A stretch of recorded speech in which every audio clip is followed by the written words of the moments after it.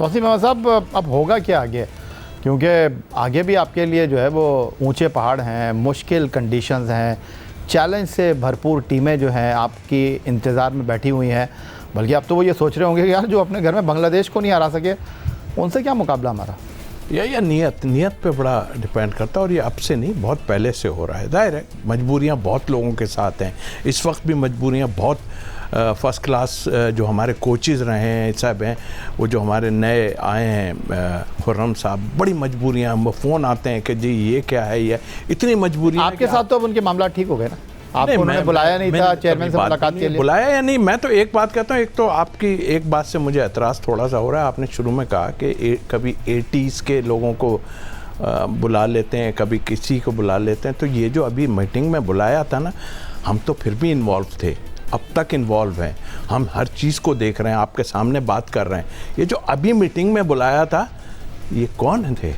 इनको कोई तजर्बा था? ये 4-5 तो ऐसे ही बुला लिया, अपनी दोस्ती यारियों में बुला लिया आपने वहाँ पे। तो मैं आपसे माजरत चाहता हूँ, ये फहरिस्त मैंने नहीं बनाई थी। नहीं, आपने नहीं बनाई, मैं मुझे अगर बनाता तो आपको। अच्छा, मुझे अफसोस भी नहीं है कि मेरे को जाने की कोई बात, मेरे तो खैर एक सर ये ना बोले, आप बड़ी नाराजगी का इजहार किया था हमारे ही प्लेटफॉर्म पर, आपने आके नाराजगी की है मुझे, और ख़ास तौर पे की मैंने इसलिए की कि वो जो शख्स मुझसे टाकरे कर रहे थे, फजूल का टाकरा वो कम मुझसे कर रहे थे, इसलिए कि बाद में उनके मैसेज भी 1-2 आए।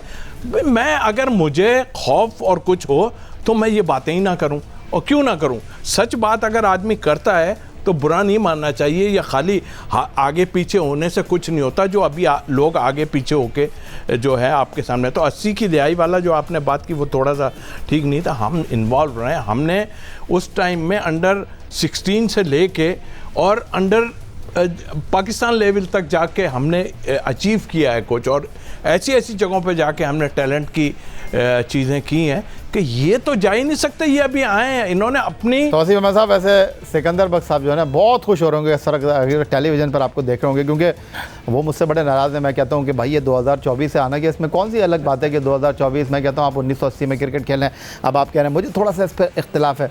वो जो हमारे T20 वनडे टेस्ट खेलने वाले 90 के बाद के क्रिकेटर हैं, वो कहते हैं भाई 80 वालों को मॉडर्न डे क्रिकेट का क्या पता, अब तो क्रिकेट बहुत आगे चली गई। ठीक है ना, सही कह रहे हैं, अब आप देख रहे हैं ना, मॉडर्न देख लें, देख लें, मॉडर्न वालों को देख लीजिए, देखें मॉडर्न वालों के हाल तो देख लें। मॉडर्न का ये आए ना, मॉडर्न आन के ऐसी ऐसी मीठी मीठी बातें कर रहे हैं, उसके बाद एक दत्ती नोटों की लेके चले जाएंगे। कोई इंग्लैंड जाएगा, कोई ऑस्ट्रेलिया जाएगा, कहीं जाएंगे। मैं आपको 2 चीज़ें यहाँ थोड़ा सा कर दूँ कि मैं बॉब वुलमर के साथ भी इन्वॉल्व रहा था, और जावेद मियादाद के साथ भी आप रहे, आर्थर के साथ भी इन्वॉल्व रहा था।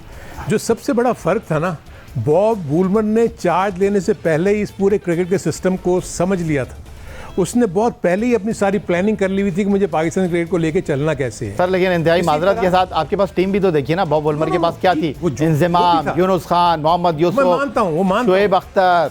तो उसके बाद यही तो मैं आपको कह रहा हूँ ना, तो जो भी रिसोर्सेज थे उनको सामने रखते हुए उसने प्लान किया ना। अच्छा चलें, आ जाएं आप मिकी आर्थर की तरफ। मिकी आर्थर तो 5 डेब्यू के साथ चैंपियंस ट्रॉफी खेला था और वो चैंपियंस ट्रॉफी जीत गए थे। सो मिकी आर्थर ने भी सारे के सारी जो प्लानिंग थी वो पहले से की हुई थी, before taking over the mentorship of या कोचिंग की जो जॉब थी वो उन्होंने ली थी। सो मेरे अपने नज़दीक गिलेस्पी हो गए या कर्स्टन हो गए, आई डोंट थिंक सो कि ये वो इतना ज़्यादा इसमें अपना इनपुट दे रहे होंगे, इसलिए कि उनको तो अभी तक कुछ पता ही नहीं। चेयरमैन क्रिकेट बोर्ड ने तो कह दिया मैं आपको फ्री हैंड दे रहा हूँ, आपको जो करना आप कीजिए। नहीं, ये भी सुन लें आप कि गिलेस्पी ने तो रेड बॉल क्रिकेट को कोच ही नहीं किया हुआ इंटरनेशनल लेवल के ऊपर। सो सबसे बड़ी चीज तो ये है कि जो सिलेक्शन है ऑफ कोचेज वो भी तो देखें। सर तो फिर वो कहते हैं 1980 के क्रिकेटर ने T20 क्रिकेट खेली, तो वो कैसे आपकी टीम सेलेक्ट कर सकते हैं? मैं आपको बात कर रहा हूं, आप एक्सपीरियंस की बात कर रहे हैं ना कि कितना एक्सपीरियंस रहा किसी को। मेरे अपने नज़दीक देखें, जो कोचेज होते हैं, जो चेयरमैन होते हैं, उनका काम होता है कि टीम के माहौल को बेहतर करें। आप देखेंगे पिछले जितने भी चेयरमैन आते हैं वो अपनी टीम के खिलाफ बातें कर रहे हैं। During the world cup chairman ने डिसोन कर दिया टीम को, पाकिस्तान की 50 ओवर क्रिकेट को, कि ये तो टीम मैंने बनाई नहीं थी, तो पुराना सिलेक्टर बना के गया हुआ है। फिर इसी तरीके से गैरी कर्स्टन ने जो रिपोर्ट दी, कभी भी क्रिकेट में ऐसा नहीं होता कि कोच इतनी एडवर्स रिपोर्ट्स अपने प्लेयर्स के बारे में दे, क्योंकि अब उसने उसी ड्रेसिंग रूम में बैठना है उनके साथ। आप मुझे बताएं क्या रेस्पेक्ट होगी? अच्छा हारून रशीद साहब, अगर आप सच्ची बातें करने के लिए 2 मिनट में ऐड कर लूँ इसके अंदर, आप चौधरी ज़का शफ़ साहब की बात कर रहे हैं जिन्होंने कहा कि भाई ये जो टीम है, हाँ। ये टीम मैंने मुंतखब की है, ये टीम तो इंज़मामुल हक और बाबर आजम की, इसमें क्या गलत बात है? दूसरी जो सबसे इंपॉर्टेंट चीज़ है, जब उन्होंने एक कमेटी बनाई जिसमें मिसबा आए, हफीज़ आए, चौधरी ज़का शफ़ ने बाबर आजम से बुलाकर पूछा, इंज़मामुल हक तो दरवाजे से अंदर आई नहीं, उनसे बोला गया कि एशिया कप की परफॉर्मेंस के ऊपर अब आप टीम में रद्दोबदल कीजिए, उन्होंने नहीं किया, आपके सामने है नतीजा। तो इसमें ज़का अशरफ ने क्या गलत बात बोली? फिर दूसरी बात जो मैं आपके सामने रख रहा हूँ, आप अभी बहुत ज़्यादा प्रेस कर रहे हैं मिक्की आर्थर साहब को कि 5 डेब्यूटांट के साथ वो चैंपियंस ट्रॉफी जीत गए। ज़रा मुझे ये भी तो बता दीजिए, अगर मैं गलती नहीं कर रहा तो उस क्रिकेट बोर्ड में तौसीफ अहमद साहब आप थे? जी बिल्कुल थे, आप थे। तो ये भी मुझे बता दीजिए, आप भी थे हारून रशीद साहब उस क्रिकेट बोर्ड में, नजम अजीज से, ठीक है।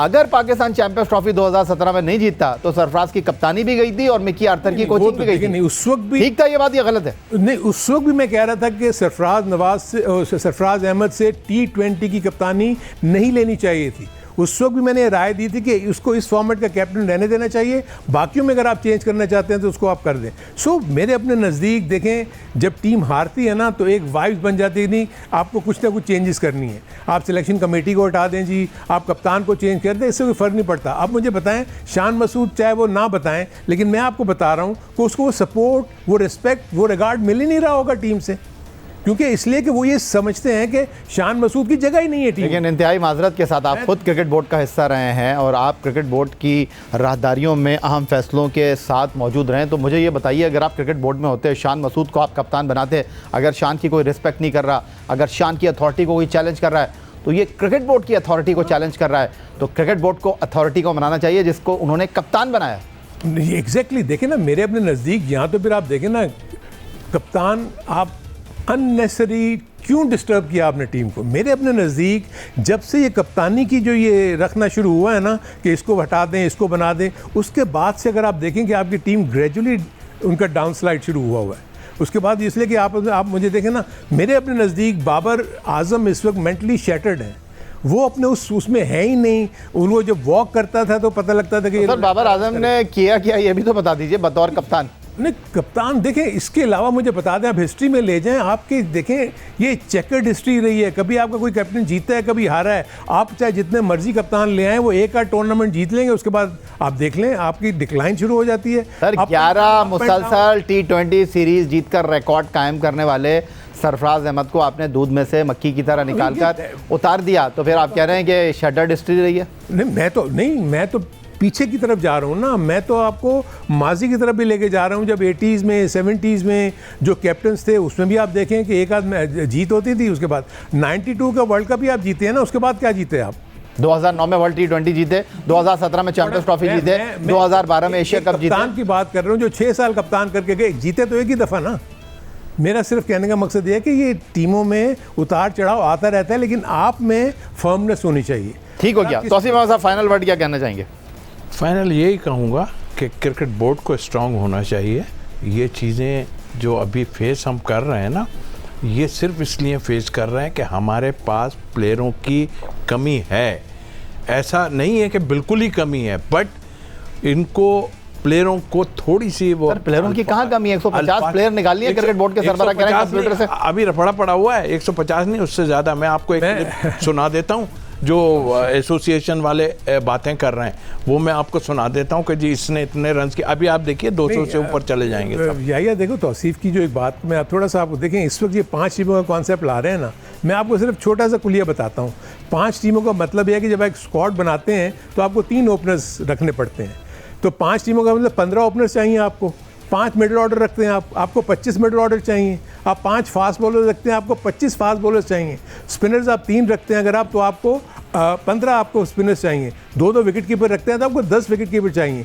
क्या ये इक्वल स्टैंडर्ड के प्लेयर्स आपके पास मौजूद हैं? जब आप टीमों को बैलेंस करने जाएंगे तो आप देखेंगे कोई टीम स्ट्रांग हो जाएगी, कोई टीम वीक हो जाएगी। सो ये इश्यूज तो भी आपको आने हैं। अभी देखिए ना, आज 4 तारीख है, 12 तारीख से आपका टूर्नामेंट कैंप ही नहीं लगा अभी तक। कब प्रैक्टिस करेंगे, कब ये लोग जाके अपने मैचेस खेलेंगे? सो दिस इज समथिंग जो कि मेरी अभी तक समझ में नहीं आ रहा। बस मैं इतना ही कहूँगा, सुनता जा और शर्माता जा।